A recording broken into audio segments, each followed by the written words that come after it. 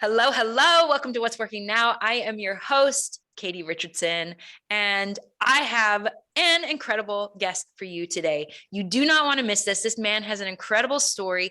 He will inspire you. He will give you something that's actionable. He will have you revitalize that passion within you for everything that you're doing inside of your business, inside of your life. Please welcome the awesome, the amazing Brian Bogert. It's now official. You are going to travel the world with me and be my MC and promote the world, because the freestyle that you just gave was incredible. It gave me way too much justice, and I could say all the same things about you. So I'm here and excited to be able to have a cool collaborative conversation, because I know you add so much value. I just hope I can keep up with you for your audience. Hey, I'm here for all of that. I love that.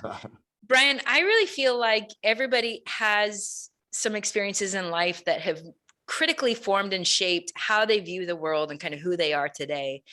Take us back to that experience for you. What has been really a formative experience for you? Yeah, so there's a really major one, and then obviously lots of others that Sure. go with it. But let's hit the major one, because it definitely changed the trajectory of my life. I'm actually going to ask you to just indulge me for a second, you and your listeners, and just close your eyes for 1 second. Okay. And unless you're driving, of course, you're obviously not, Katie, but anybody else, please keep them open if you're driving. I want you to imagine going to a store, having a successful shopping trip. You get up and there's busy checkout lines, and you just breeze through. You walk out the doors, you have a little pep in your step.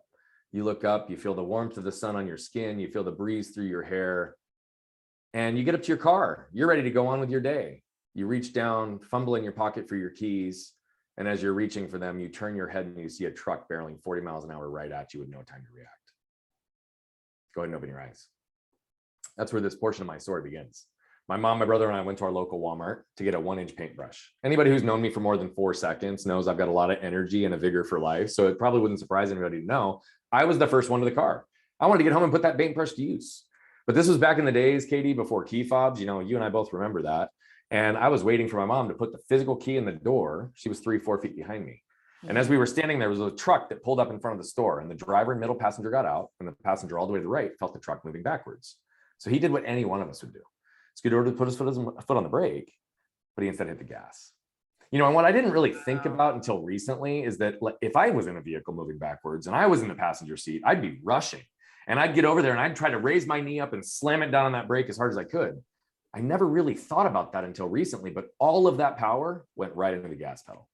Wow. Threw him up on the dashboard, threw him up on the steering wheel, and before you know it, he's catapulting 40 miles an hour across the parking lot right at us with no time to react. We were in an end spot, went up and over the median, hit our car, knocked me over, ran over me diagonally, tearing my spleen, leaving a tire track scar on my stomach, and continuing on to completely sever my left arm from my body. Wow. It was August 10th, 1992. It was 6:10 p.m., 115-degree day.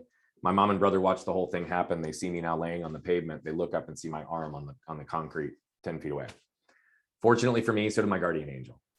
Wow. And I will never forget this woman. I've never met her. I'm on a mission to find her. But there was a nurse that walked out of the store right when this took place. And I'm forever indebted to her for choosing to turn her head and go into action versus go on with her day. She came over and stopped the bleeding on the main wound and saved my life. And she also instructed some innocent bystanders to run inside, grab a cooler, fill it with ice, and get my detached arm on ice within minutes to give me a fighting chance of having a reattached arm. Right. So had it not been for this woman, Katie, I either wouldn't be here with you today, or I'd be here with you today with a cleaned up stump. That's just the reality. So I know that you knew the story, and I'm sure your audience wasn't expecting it to go there. Right. So I will say, I realize I have a very, very unique story. But what I've also realized is that what's important is that we all have unique stories. Mm-hmm. We need to pause and become aware of the lessons we can extract from our stories, and then become intentional with how do we apply them in our lives. And if you don't mind, I'd like to quickly share 2 stories, 2 lessons. Go for it. We'll freestyle wherever we want to go. Yeah. The first, is one that happened pretty immediately. You see, I had to learn very early in life how to not get stuck by what has happened to me, but instead get moved by what I can do with it. Yes. And the more I've understood this lesson, the more I've realized that when I'm moved, I can move other people, which led us to our concept of moved people move people. Yes.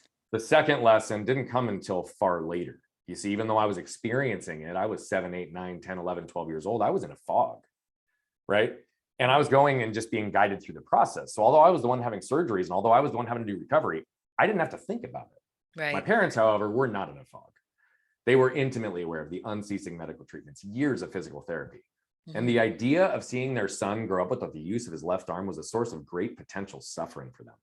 So they willed themselves day in and day out to do what was necessary, to do what was tough, to embrace the pains required to ultimately strengthen and heal me. So whether it was intentional or not, what they did was ingrain in me a philosophy and a way of living, which was to embrace pain to avoid suffering. And I believe when these two are done correctly, that's also when we have the opportunity to gain freedom. And that's where we can experience joy, freedom, and fulfillment as a society. So this is why, right, we use these concepts to not only build and scale our last business to over 15 million in the span of a decade, but how we now flip that on its head so that in multiple of our entities, we can help people just become more aware, more intentional in who they already are, their most authentic selves. I believe that when people can lean into who they are, and we can allow vulnerability and authenticity, which by the way, I believe are the glue that binds human connection, to be more in the forefront, that's when we have an opportunity to allow people to stand on their own 2 feet, not just confident, but convicted in who they are, knowing that the world will not just accept them, but embrace them for who they are.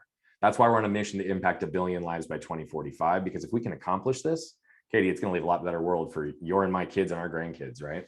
So everybody who's listening, you heard that right. Brian so boldly and courageously puts this out there that you want to impact 1 billion lives. How are you even beginning to chip away at that huge goal? One moment, one breath, one person at a time. And the reality of it is I know definitively it's not going to be Brian's impact. It's going to be collective impact with a lot of amazing individuals that we are surrounding ourselves with, one breath, one moment, one interaction at a time. That's the only way we get there. But the compound effect of the impact that we have, here's the beautiful thing.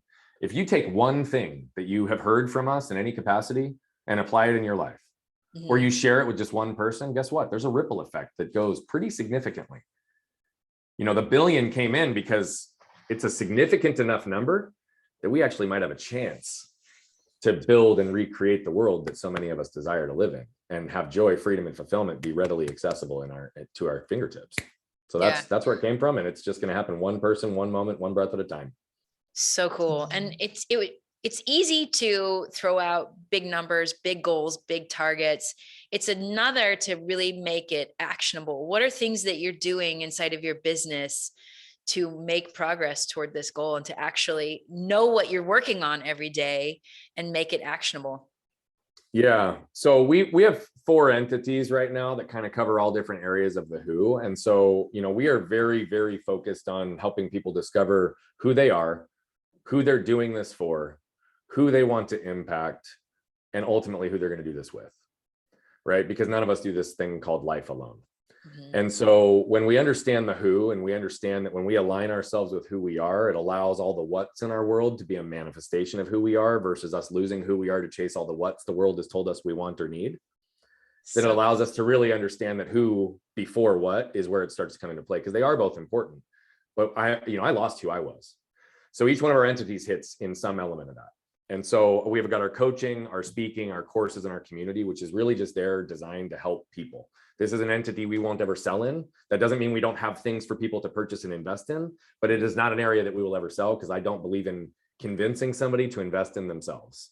If they aren't in that place to do it themselves, then I'm not going to be the one to try to show them why. We have 2 entities in the middle that help people demonstrate who they are to the world and attract who they want to impact into the world. One is in a one-to-one targeted way, and one is in a broadcast. So we have a tech consulting company that allows organizations, entrepreneurs, and sales teams to scale with very curated conversations in their inbox, with us helping people understand, starting with who and building the relationship, creating value and having impact before we start asking what we want from someone. So good. And so in this, we've had a high level of success, and we're converting at a significantly higher than most other cold outreach. And so this is something that's a way that we can perpetuate that. We also have a podcast booking service. The reason that we do this is we don't believe that someone should just pay a flat fee to get on X number of podcasts. We believe, like any other investment around brand and reach, you should be able to have some ROI.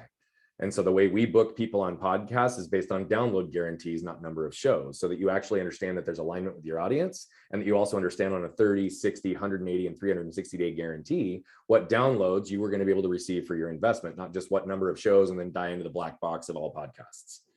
And so we also do a rev share with podcast hosts on that, because we believe it's about curating conversations again. And so we need to have skin in the game on all fronts.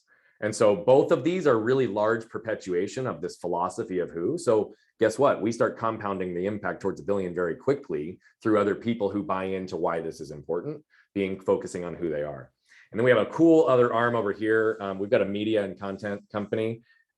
We do Who stories, which we are very excited. I'm just going to leak without saying too much about this, that we have somebody really special on this show who's going to be a part of this Who Stories project. Cannot wait for this, but it's to tell the Who stories behind the Who's of the world, right? And you're a significant Who of the world who's had a significant impact in a lot of Who's. And so what this is a real raw cinematic approach to like real life, not the stuff that marketing and PR tells us to pitch out there, but the stuff that really shaped who we are and got us to where we are and have the Who's in our lives that we do. And so through that, we're developing Who courses, Who docubooks, and we're going to be standing up Who publications as well, because we believe that it's also who you're doing this with. So Who publications has a philosophy of allowing ghostwriters to actually have their names on the title as well as a contributor towards the book. So it can be someone else's story curated and written by someone. And we really want to make sure that everybody who's a part of shaping brands, people, influencers has the opportunity to be side by side and get recognition. So again, it's all about who before what. Yeah, it is all about who. And like, you have so many different arms and different ways that you are accessing and reaching and inspiring people and moving them to action. And it's beautiful to see how it all is stemming from this North Star of move people, and trying to access and reach a billion people. And you have so many different ways that you're doing that, right? There's not any one channel that's going to do that. And I'm sure that that just continues to evolve as you stay focused on that North Star and you keep moving towards it and opportunities show up. But you're exactly right. I mean, here's the thing. We've done research on things and just movements that have ever existed. BLM is one of the largest that's ever existed, capped out at about 100 million people. Right? The largest movements in our history have capped out at around 100 million people. So I'm not trying to say this to impress on what we're trying to do. I'm saying this to be braggadocious in any way. It is to be multifaceted. There is absolutely no way we get there without a multi-siloed approach. And so we do have a movement arm as well. I didn't reference because it's not public and launched yet, but we actually own iam1billion.com. And it's really a movement of allowing the collective I am 1 billion to be what helped get us there. So cool. You mentioned a little bit ago, Brian, that you had an experience where you lost who you are. Tell us a little bit about that story and how you really identified that that was the thing that was causing your pain or your problems. Yeah, and the aha moment happened ironically after I became a dad. Being a husband and father is the most important role for me. And I've said for a long time that I was going to do everything in this world for the benefit of my family. And I believe that to my core. I absolutely believe that to my core. But we have our son. I took the first week off. And then 6 months later, I realized I hadn't seen my kid for 6 months. I was still burning the candle at both ends. I hadn't readjusted my life. And so this alignment of understanding that if I'm not going to be the father that, is not there, if I'm going to provide everything for my family, if I'm going to do everything for my family, that means nothing if I'm not present, if I'm not active, if I'm not involved, if I don't know them intimately. And I missed the first 6 months of my kid's life. Wow. And I feel fortunate because I had a wake up aha light bulb moment, right? But a lot of that was also because I got so wrapped up in the what, right? I literally, all the what's of the world, I chased what house, what car, what amount of money, what amount of success, what title, what literally.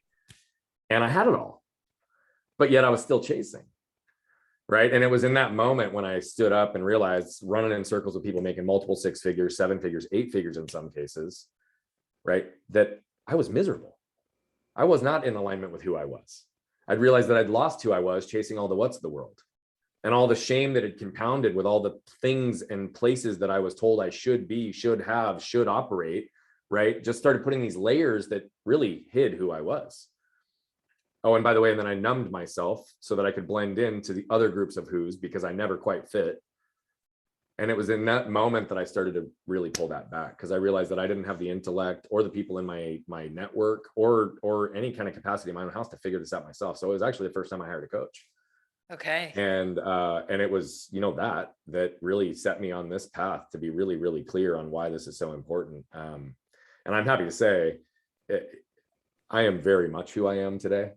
I'm owning as much of it as I possibly can, and whatever remaining layers there are that are still existing based on who the world told me to be versus who I authentically am. Yeah. They're just hanging on maybe by a thread at this moment.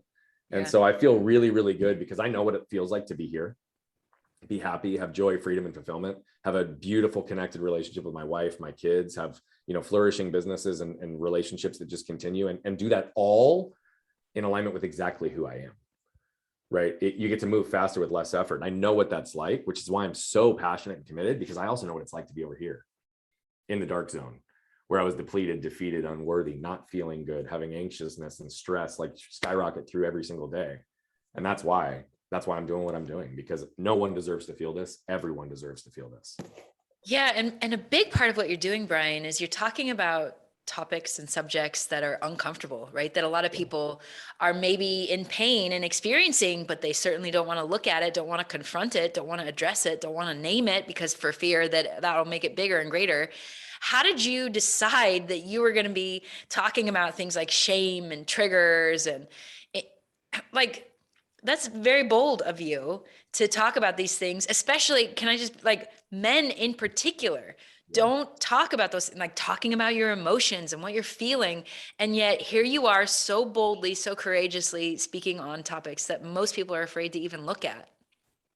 Well, I mean, even that was a process. Even that was an evolution. Even that's been shedding layers, right? If you look back at even my early content when we started this company almost 7 years ago now, I fit into the box of what it looked like to be a coach in the world, right? It was all about mental toughness. It was all about mindset. It was all about like work harder. It's all about planning and organization and getting, great. All those things are important. They really are. And we work through with entrepreneurs on every one of those capacities. Yeah.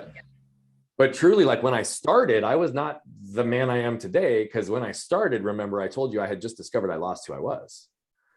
So through a process of trying to discover who I was, I also still was chasing those paths of who I thought I needed to be in order to live in this world. And so if you look back at that early content, I'm going to even say as early as 2 or 3 years ago, very, very different, right? We started talking about pain pretty aggressively in 2020, and emotions really happened throughout the first like tail end of 2020 to early 2021. And it was because I was experiencing them at a very high level. And I just believe that my purpose in this world is to allow my truth to give others permission to live theirs. It was probably 3 years ago that I actually remember feeling emotion like profoundly for the first time. Wow. In a long time. My wife for years has been like, you don't feel anything. And I'd be like, yeah, whatever. Like, and I'd be like, I'm inside going chaos, but outside it's like, no, like you don't have empathy. And that was always something that we talked about when I first started coaching. She's like, you don't have empathy. You just have sympathy. And I, again, would get defensive because my own shame wouldn't let me see it. I was like, no, I feel everything. What are you talking about? Right. And then 3 years ago, I'm laying on the couch with my daughter after playing, and she kisses me on the cheek and says, I love you, Daddy. And I break down in tears. Now, I have no shame with tears as a man. I don't typically manifest emotion that way. But the reality of it is I'd spent that whole prior period of my life focusing on human connection. But all of a sudden, it was very, very clear that whatever emotion I felt was pale in comparison to what emotions could exist. I literally was like not feeling joy in this way. So how could I be feeling pain, despair, unworth, anxiety to this way? Which meant that I was living inside this confined box of emotion that the world allowed me to live in. And when I started to push the limits of that, that's when it started to evolve, because we started to realize like, that's not what we have to do. And oh, by the way, nobody talks about it because it sucks. But it's also that, to me, one of the greatest paths to freedom is actually allowing ourselves to feel so that we can heal, and turning into our emotions, because I genuinely believe that people are not stuck in this world, not living the lives that they want because of the wrong strategy or tactics in their lives. I don't care how many strategy and tactics you layer in. If you're miserable, you're suffering, you're not paying attention to what's going on inside and connecting that heart and that mind, you will continue to suffer, right? What keeps people stuck is not those things. It's a combination of emotional triggers, behavioral patterns, and environmental conditioning. And so it was me going through my own process of shedding layers, understanding the importance of leaning into these things, and then applying it into my work in such a powerful way that I couldn't refuse this path as why I'm supposed to be here, which is to allow my truth to give others permission to live theirs. So good. So you're this coach, you're helping people. I'm sure you're helping them get results and Oh, be they got super results. disciplined, Yeah. get targets, and like, I'm the man, I'm doing this. And then you start to realize, holy cow, like I'm not actually in touch with myself and I don't Yeah. even feel. And even though my wife's been telling me this, I was arguing it. I think there might be some truth there. And the fact that you take this realization, you own it, and you do something about it. And ultimately, what happens on the other side of that is you now become an even more powerful coach because you're living your truth, right? You're Yeah. living the principles that you now teach people, and that empowers the work that you're doing. Yeah. And you know, it also allows me to make sure that I've got that mirror in front of me every time I'm coaching. Yeah. Right. Because the reality of it is I can't sit there. I don't talk about things that don't exist in my life or I know aren't working for other clients or have existed in my life. Like I don't teach a principle and a concept. We get Yes. ethereal and then go deep on the individual. Because to me, it's always got to start from the inside. It's always got to start with the who. And when it does, and we can extract that, then strategy and tactics start getting layered on fast. But we've got to start there. It's almost like when they say build a strong foundation that you can scale off of. Yes. Great. Build a strong foundation in a business, but you're a shitty person or a shitty leader, or you're still dealing with pain, or you are not understanding your emotions, or you're reacting in every situation with clients or people. Great. Then you've got a great business foundation, but it's still going to crumble because Right. what's Because underneath you that don't have a foundation is you. foundation. Yeah, that's right. Yeah. Yeah. I, I want to emphasize how important it is that when whatever coach, leader, mentor, teacher, speaker that we listen to is living by those principles, like Brian is not just saying this to you. I personally experienced this. I hope you're okay with me sharing this Yeah, please example. go ahead. We met at an event. We were both speaking and we got to know each other. And throughout the event, you and I would have little exchanges behind the scenes and talking. And you shared some things with me. And the next day, you came over to me and you apologized for one of the things that you had said to me. And you said, you know what? I don't like that because it was casting somebody else in a negative light. And that's not me. And I'm not proud of that. And you came and you apologized. You were like, I was out of integrity. I was reviewing my day and I spotted that. I noticed it. And I want to know if you'll forgive me. And I think that is something that any CEO, powerful leader needs to learn how to do and understand. Where did you learn how to apologize? Again, it's a process and an evolution. But I Yeah. don't think I could really own apology until I truly understood my shame. Because my shame, no matter what, would cause me to hear things even that weren't positioned that way in a way that would make me feel defensive, and my ego would get involved and I couldn't actually apologize. Right. So I would Yeah. apologize for how I made somebody feel, but not for the actions that led there. Now, sometimes that's still true because I can be in integrity with myself and someone could still not like what I do, but I may or may not care about that. But for me, it came through this whole idea of understanding that when we react in situations because of an emotional trigger or something, we are creating damage. Right. And to own it in that event, I came into that event in a really scattered place. I was a little bit insecure and I got triggered. My own shame got triggered. And so those comments that came to you were fueled from an insecurity and an ego-based thought process versus being neutral and clear in myself. Mm. So whether or not I created damage, I didn't know, but I'm to the point now where even where I create unintentional damage, even where I might not have done it, my goal is to repair as quickly as possible. Because when I don't repair, it's the same thing as not dealing with my pain. If I don't heal my pain, right, it's going to persist. It's going to turn into an abscess and I'm going to be suffering because I didn't actually deal with what I needed to heal. It's no different with damage, right? Even unintentional damage. When you leave it unattended, it will grow, it will fester, it will get worse. And so for me, that develops into resistance and energy drain in my world, in the way that I operate. And I carry guilt very seriously, particularly when I know I might have been the source. So when I've created damage, I'm now in a place where it's like, to remove the resistance and energy drain, get back to neutral and center, I apologize and I own it because that is absolutely important. And it typically rids the resistance and energy drain for both parties, even if it wasn't acknowledged or aware in that moment. And so that's what I've just learned is, to me, I don't have time. We want to impact 1 billion lives. I don't have time to have resistance and energy drain in my world. So if I'm creating it, I better be the first one to remove it. So good. Brian, I love that you bring this up, or maybe I brought it up, but I love that we're talking about this because, you're a very powerful leader in the world. And unfortunately, we don't see this modeled hardly ever. And so because it's absent and we don't see it modeled enough, our mind makes this assumption that to make an apology is a sign of weakness.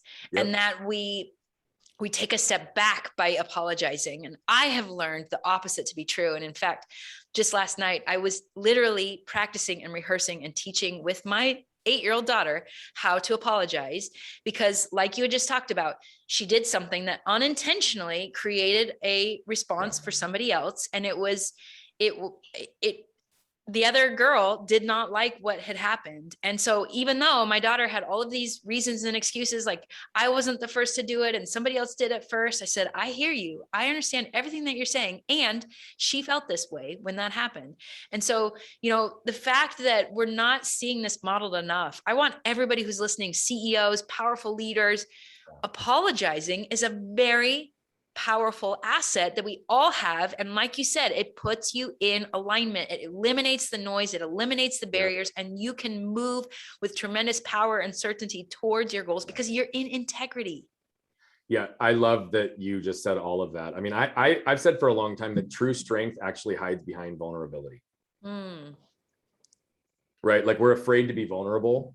But here's the crazy part. Like if we actually understand what not being vulnerable is, it's protecting ourselves because we don't feel safe, right? Human experience is rooted in 4 things. We all desire to feel safe. We all desire to feel protected. Those are not the same. We all desire to feel seen and understood, and we all desire to feel connected, right? By the way, that last one is what we all desire the most, and it doesn't happen if the first 3 don't.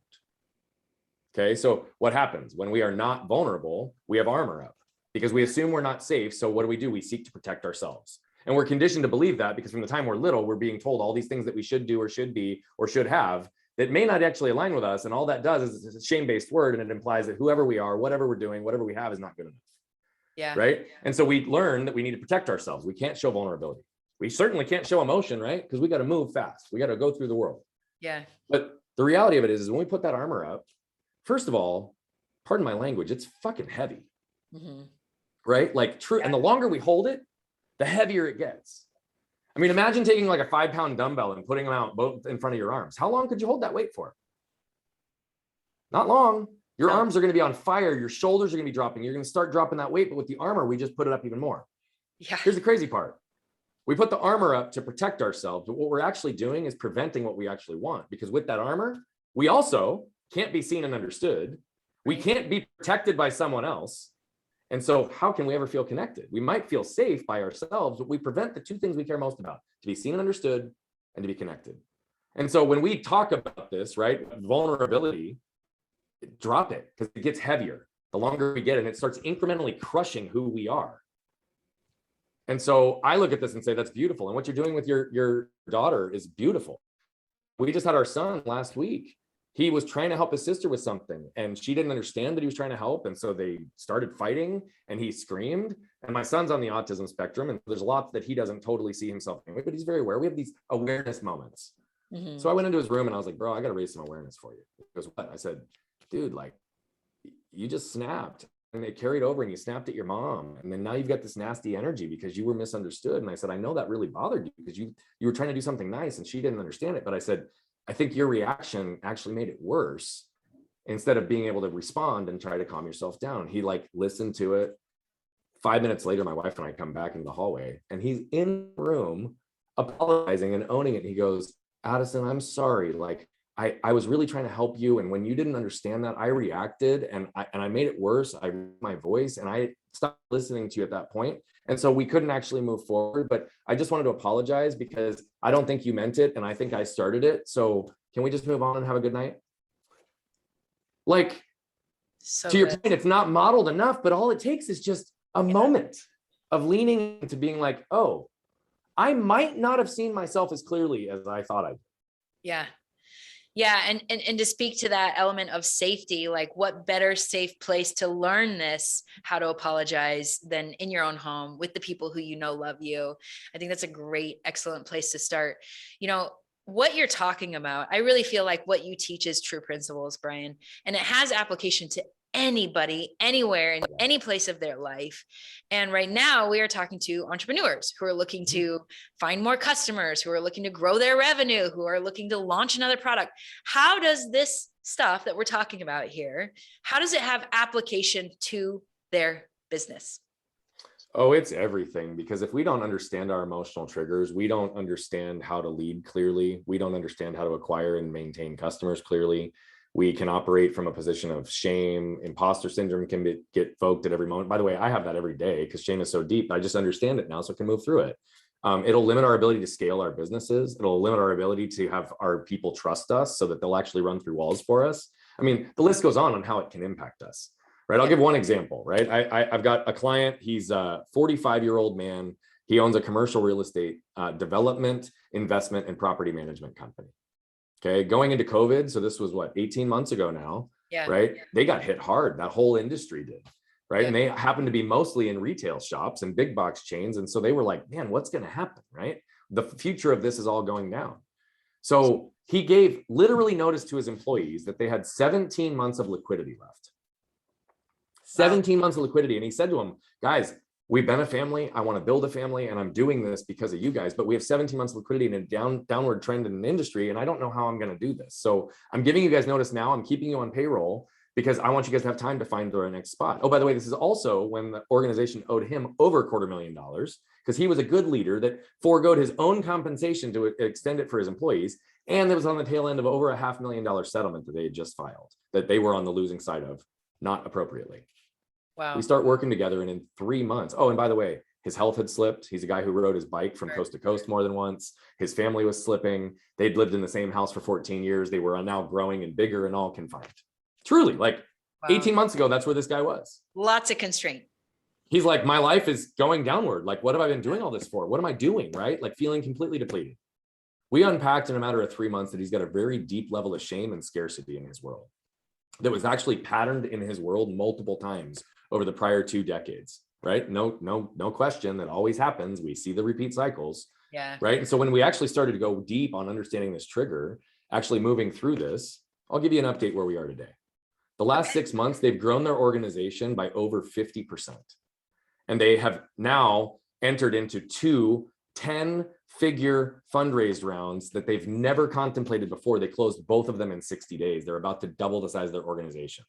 They've extended raises, benefits. They've like literally completely changed their world. They've moved into a new home. His wife literally sent me a thank you note because she's learning how to communicate with her husband. Their kids are more improved. He's been riding 125 to 150 miles a week on his bike again. And he's going to net over 600 grand himself personally this year on top of all this growth. I mean, literally, this was the one thing keeping him stuck was his shame and his scarcity.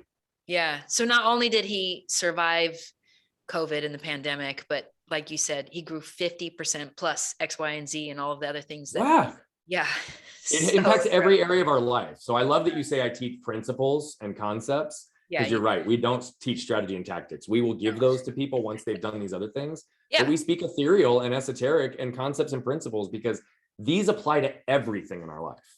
Yeah. And once somebody can understand the principle, the application almost just naturally shows up for them. Correct. They understand the application because they truly have learned and embodied the principle.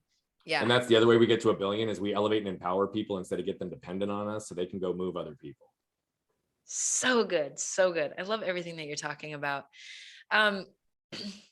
So as you are doing these things, I want to see a little bit into your business. You've shared all of the many arms and the opportunities. What's something that as you are seeking out these billion people, what's something that's working right now for you and your organizations?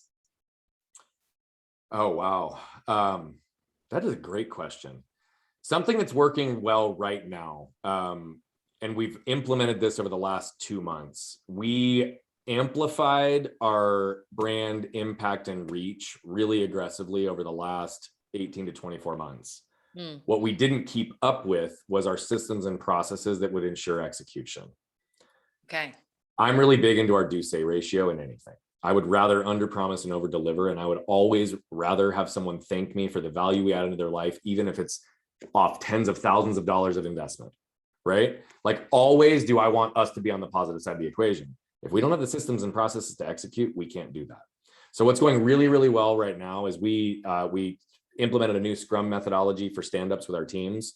And we've actually implemented a project manager and project management software We've made some adjustments in our team over the last few weeks, but what it's allowing us to do is get really, really clear and focused around the exact customer journey in each one of our entities and allow us to be easily exposing the leaks. Because again, within a container, if there's leaks, we can't really fill people up. And we didn't launch a course for over 18 months because the customer journey wasn't correct and the execution wasn't good. So we pulled it back from market despite the investment we made in it. I mean, really, so what I feel we're doing really, really well right now is firming up the foundation that we've already built and allowing us to actually take this to scale at a place that we've not been able to date. So good.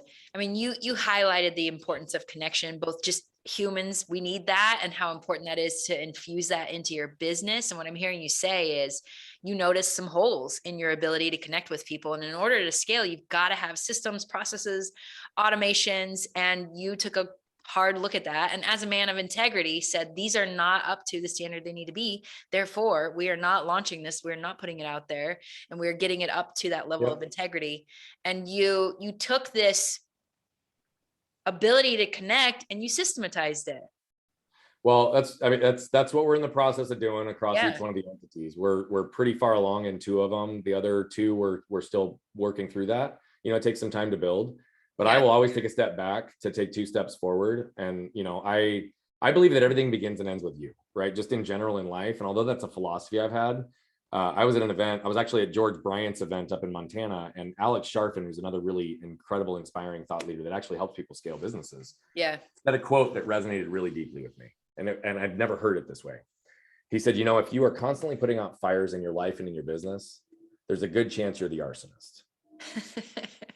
So good. And I'll tell you, that one burned and it left a mark, right? That comment, it hit me and I was like, oh, okay, now I see, right? And so part of this too, the systems and the processes, some of it was actual structure, strategy, and tactics. Some of it was me being reconnected back internally to work on my business instead of in it. Yeah, so good. Brian, I mean, I could talk to you forever, and you've taught us so many incredible things. I love how you teach people. I love who you are and how you show up in the world. And I want to invite everybody who's listening, like Brian's teaching you how to be a powerful leader, how to be a powerful CEO. And it all goes back to that one thing that you keep talking about, which is the who. Who are you? So incredible. And that's why we bonded, because you delivered an unbelievable talk on stage, all centered in the who.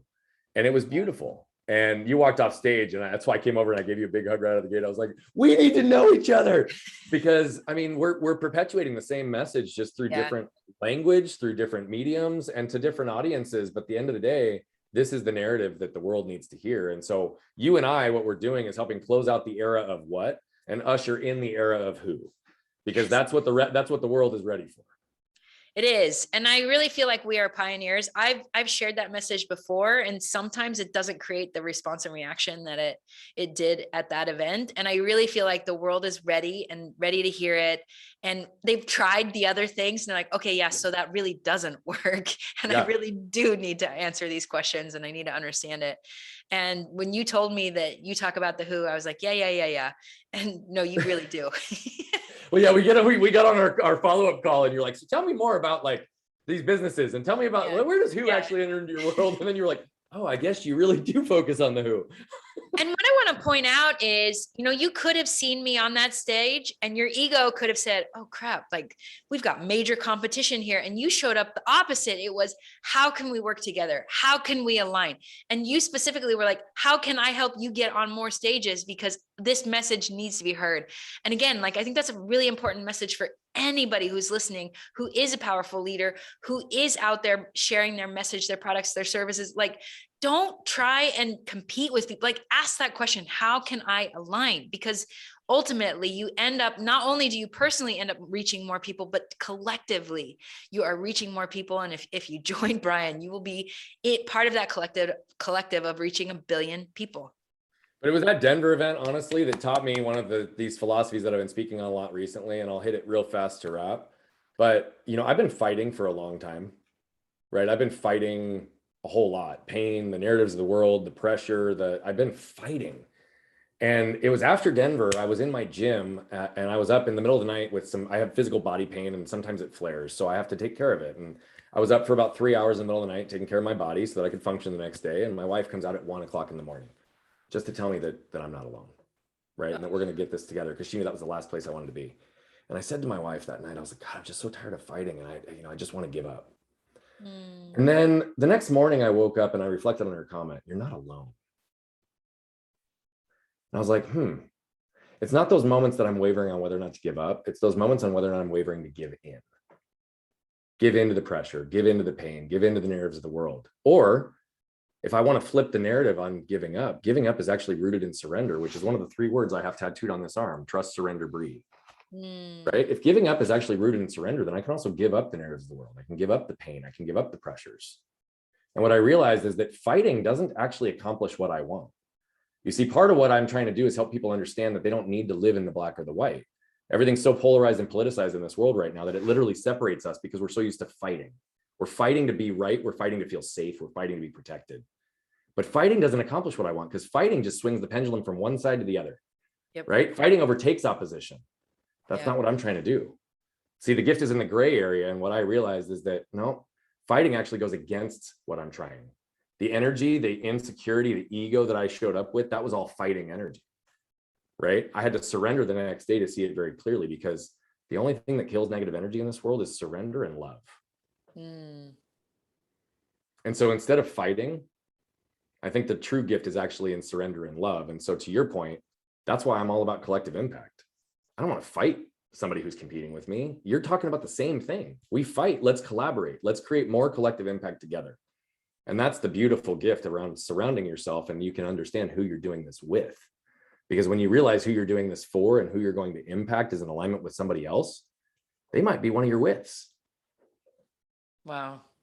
What a powerful message. I really, really appreciate that. Brian, this has been absolutely incredible. I have 3 quick questions for you. Yeah, let's do it. That I ask every one of my guests. And yeah, let's do it. I always learn new things. What's something you do consistently every day? Meditate. Is there a specific kind or an app or? All over the board. I've done pretty extensive. I've actually had a meditation and consciousness coach for 18 months. So I have different practices as they evolve, but a lot of it's rooted in breath work. Super cool. Love that. Is there a book that you keep on your nightstand that you frequently revisit? Mindset by Dweck. Yeah.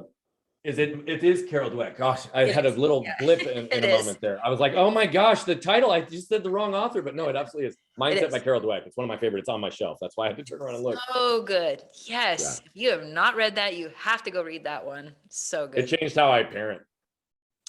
Page 157, that I'm telling you, it's one of those that I can quote. It's the language for fixed versus growth mindset for teachers, parents, coaches. It changed the way I parent. 157, is that the page? Yeah, I think you can go look at it if you want. Okay, 157. Page 157 is that. I'm gonna go look at that. Yeah. So good. Has there been some really great advice that you were given in your life that you would share with us now that's helped and served you? Can I share 2? Go for it. I heard a few years back a really famous quote, which was, the only difference between who you are today and who you will be 5 years from now is in the books that you read and the people that you meet. So good. And there is no limit to what one can accomplish as long as they care not who gets the credit. You're living that, like you embody that. I'm trying. One breath at a time, 1 moment at a time. That's it. So good. Brian Bogert, this has been so thrilling, so exciting, so fantastic. Thank you so much. For everybody who's listening, who wants to bring you into their world, what's the best way for them to connect with you? If you're on social, I'm at Bogert Brian on all platforms. If you're web, it's brianbogert.com.